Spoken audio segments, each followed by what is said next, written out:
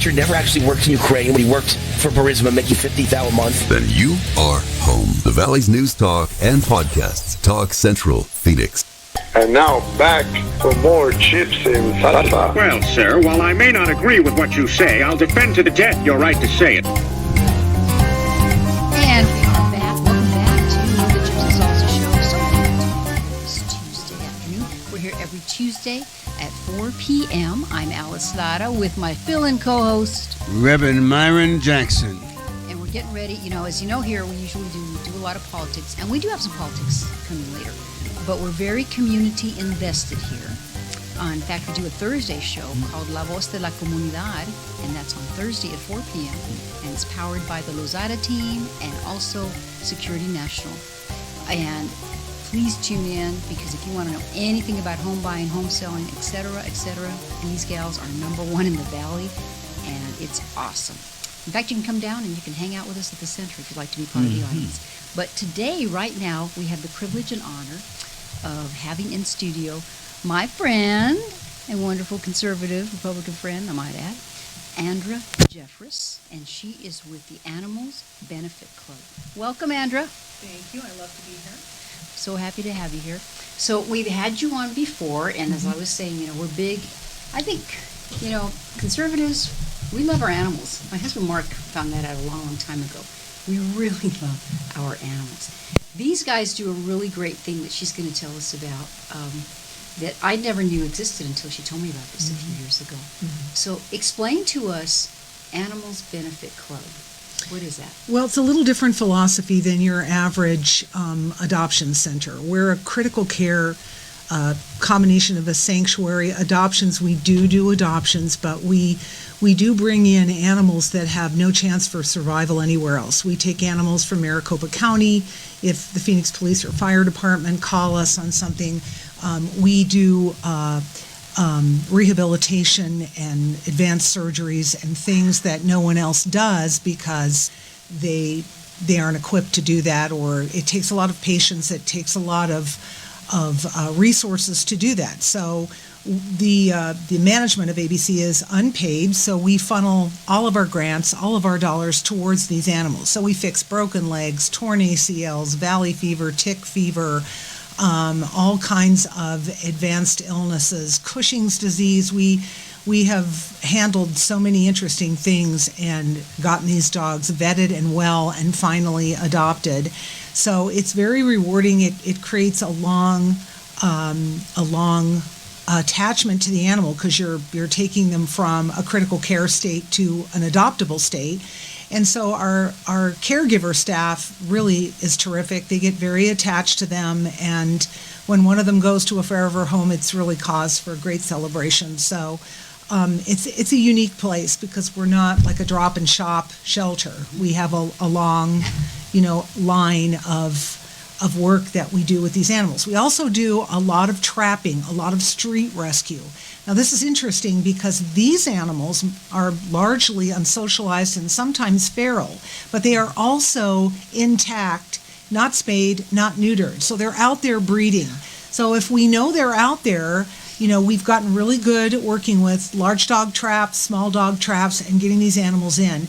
They're very difficult to handle at first because they don't trust anyone, but it is remarkable to see them turn around once they get used to the fact that human beings are going to love them and care for them. So we do a lot of that, thereby inhibiting a lot of the street breeding, which increases the street population, which is so bad. Yeah, really. That's a great benefit of the Animals Benefit Club. Right, it that is. you are doing, It which is. I didn't even know that this existed. Yeah. These poor babies. Yeah. Now I remember you told me this, but I think you actually converted your garage just for this special purpose. This is how I wonderful did. Andra is. I did. Well, we have a 2-acre facility with 5 buildings on it, but the more delicate animals that require subcutaneous fluids, special foods, special medications come with me, and I have a climate-controlled 4-car garage with really beautiful windows and lovely runs, and I take care of them there. So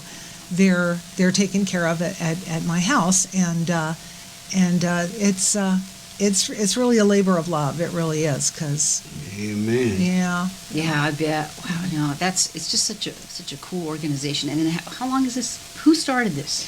A woman about 25 years ago started it. She was a former teacher, and I basically took it over about 14 years ago. We had to work through some financial difficulties and get it back on its feet, which we did. And so now, now we're there since I think we've been there since like 1992. I'm pretty sure. So And you were saying something interesting before we started the show. You guys do pretty good with your budget. we do.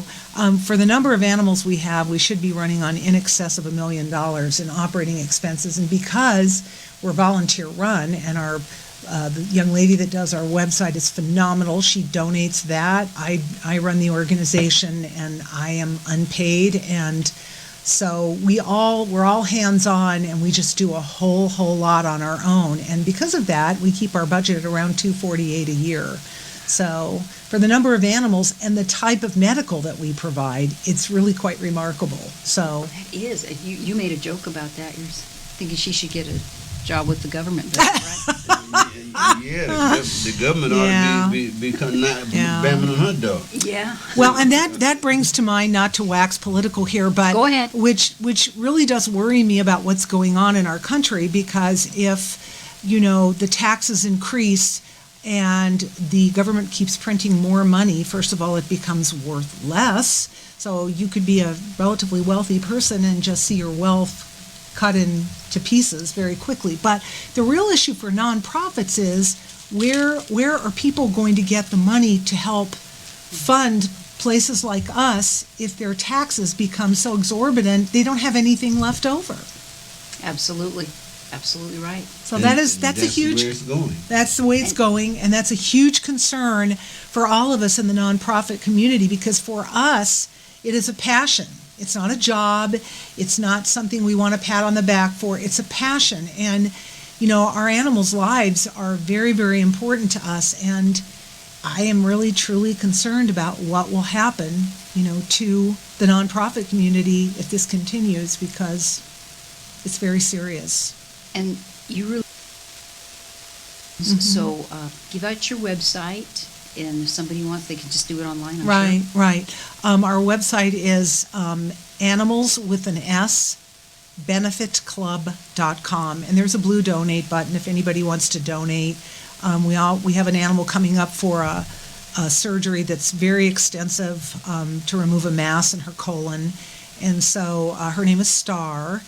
And if anyone would like to donate, please feel free to do so. We keep in mind that 100% of anything that you donate goes directly to the animals. We do not take a salary. So Wow, yeah, that's huge. And I'm looking here on the website, and sorry, I'm a huge dog lover, huge. And then you also help once they get healed and fixed up and everything. Then you help get them adopted into some good homes. We do, and we stay and we work with the adopters, for quite a lengthy period of time, making sure everybody's acclimating well, that the dog that they're taking home is getting along with the dog in the home already. We provide all kinds of support. I have people sometimes that call me in the middle of the night.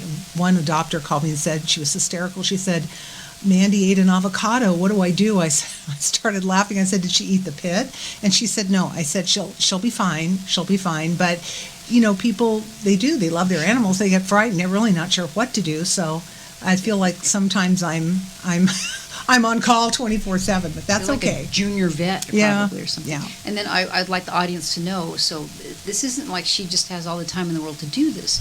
Andra also has a real job that she does, probably even a little bit more because it's your business.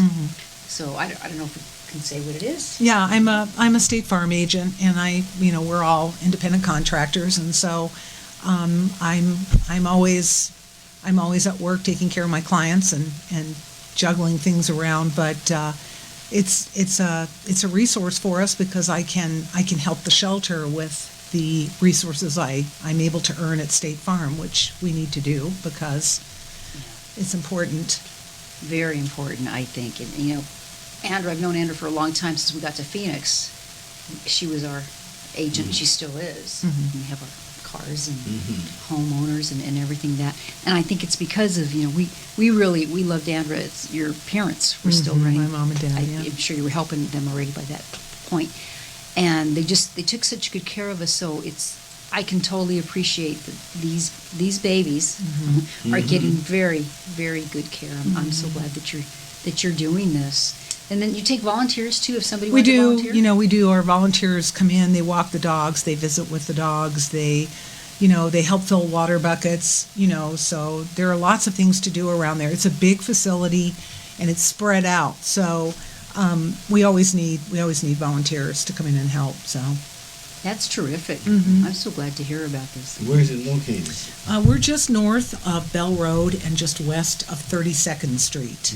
Oh, that's a good central location for the whole community. And then you'll take probably from all over the county, I bet you have. We do. I mean, we just brought in 2 mother dogs right before Christmas that were on the San Carlos Reservation with week-old puppies living in the freezing cold in the dirt. And, we just brought those guys in. So, we were so lucky. Everybody survived, and, we took really great care of them, and they're all pretty much up for adoption now. So, yeah, but we are. I mean, that's a long way away, the San Carlos Reservation. But anyway, yeah, it is. Yeah, we get animals from everywhere. We do. That's terrific. Do you want to give us? We got a few minutes here for the break. Want to give us any unusual stories? I'm sure you have. You probably need to write a book about all these experiences that you've had. Yeah, well, just to give you some idea on the, I'll tell you about a German Shepherd that we saw. I was pulling onto a street in the Sunny Slope area, going to a client's house, and I saw this precious little man outside this deserted metal recycling yard, and I see this German Shepherd on the other side of the fence, and he was sliding food under the fence, and he said to me, I'm so worried, she got left behind, she was here to guard the yard, and they just left her, and she has no food. So another volunteer and I tracked her at night from 1:30 to 3:30 every morning for about 2.5 weeks, and we got used to where she went all over the Sunny Slope area. So finally we got the large dog trap out, and we baited it with rotisserie chicken, and we thought we weren't going to get her that night. She was just way too smart for us, and she kept going past us. So finally I told my volunteer, I said, we're gonna take one more pass at this, and if she's not in the trap, we're just gonna go ahead and wrap it up for tonight. We'll try again tomorrow night. Well, we went past her, and the rotisserie chicken was just too much for her. So there she was in the trap. So we get her to the shelter at 4:00 in the morning, and she could not believe what it was like to sleep on something soft and have somebody come and feed her so she wasn't always hungry. So there are lots of stories like that. It's very rewarding, that part of it. It really is. And the fact that she probably would have had, 5 litters of puppies in 2 years, I mean, who knows? Right. Yeah. Just being out there. Yeah. Oh, my goodness. Yeah. I love that. I love that.